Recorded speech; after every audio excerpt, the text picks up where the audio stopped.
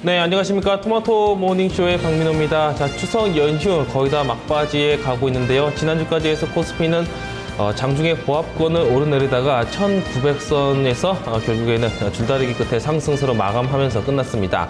자, 외국인의 매수세에 힘입어서 결국에 상승세로 마감했지만은 이번 주 3일 정도 화요일과 목요일, 금요일까지 해가지고 3일 정도 장이 열리게 되는데 일단 추석 연휴이기 때문에 차분하게 진행될 예정으로 예상이 되고 있습니다. 자, 어제 뉴욕 증시는 일단 하락세로 마감했습니다. 큰 변화가 없이 일단 나스닥을 제외한 뉴욕 증시는 일단 상승세를 지키지 못하고 하락세로 마감했습니다. 전날에 있었던 뉴욕 증시 상황, 뉴욕 현지 연결해서 한번 알아보겠습니다. 신한글로벌의 김선영 연구원입니다. 안녕하십니까? 예, 안녕하십니까. 네, 김선영입니다. 뉴욕 증시 어떻게 마감됐나요? 예, 2012년 4사분기 첫 거래를 맞은 뉴욕 증시가 강보합권에서 거래를 마감했습니다.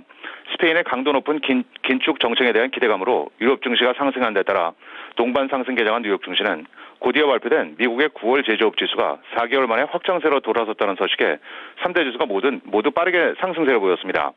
ISM에 따르면 9월의 미국 제조업 지수는 51.5를 기록해 전달의 49.6에 비해 개선됐고 전망치였던 49.7을 상회한 것이었는데요.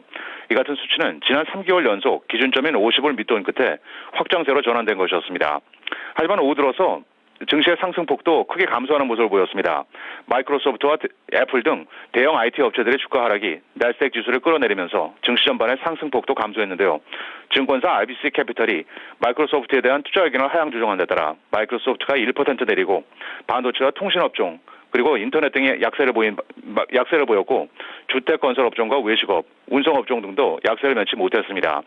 오늘 업종별로는 다우지수의 구성 종목인 제조업체 3M이 총 8억 6천만 달러의 세라믹 관련 군수업체인 세로다인을 전격 인수한다고 밝히며 0.8% 상승한 반면 피인수업체 세로다인은 43%의 급등세를 보였습니다. 주간 경제지 베런스가 골드만삭스의 주가가 현재 저평가돼 있고 향후 1년간 25% 이상 상승할 수 있다는 분석을 내놓은 데 따라 골드만삭스가 2.5% 상승했으며 병원 운영업체인 테넷헬스케어는 총 5억 달러에 이르는 자사주 매입 계획과 함께 4대 1의 주식 분할을 발표하며 3% 상승했습니다.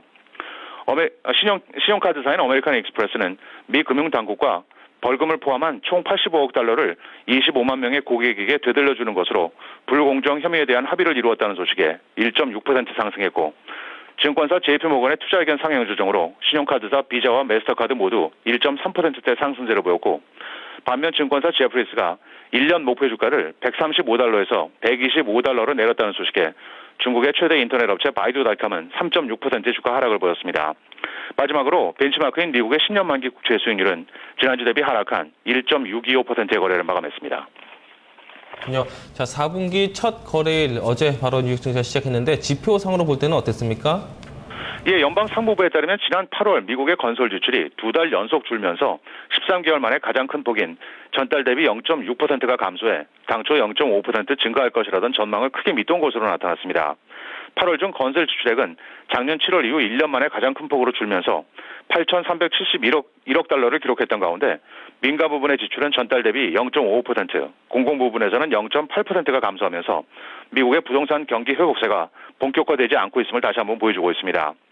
마지막으로 찰스 에반스 시카고 연준 총재가 미국의 실업률이 7%를 하회하기 전까지는 부양 기조가 지속되어야 한다는 의견을 피력했다는 소식입니다.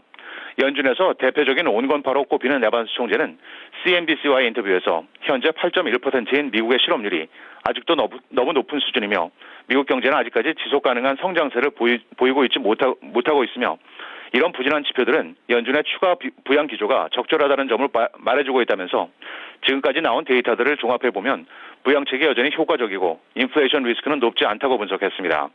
그는 미국의 실업률이 7% 아래로 떨어질 때까지 부양 기조가 이어져야 한다면서 연준은 현 경제의 성장세를 받아들일 수가 없으며 추가 부양에 나설 수 있는 여력이 충분하다고 다시 한번 덧붙였습니다. 지금까지 미국 현지에서 김선영입니다. 네, 말씀 고맙습니다. 예, 감사합니다. 네.